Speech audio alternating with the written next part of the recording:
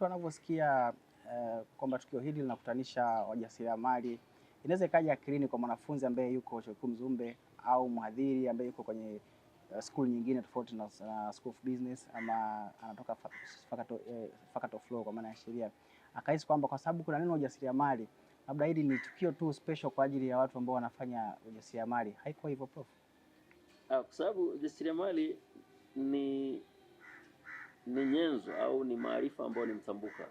Kama unasoma sheria utaenda kuongoza taasisi ya sheria, law firm, utafungua law firm, na kuna ujuzi wa namna ya kuendesha biashara.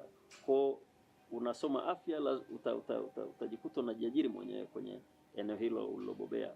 Unatoa huduma za kimaongozi, utaenda kutoa huduma nyingine za kiushauri. Kwa utakuwa na kampuni itakayojiendesha kutoka kwenye ujuzi kwenda kuwa mfanyabiashara ambaye anatumia ujuzi wa kibiashara, lakini anaongezea na yale maarifa alionayo.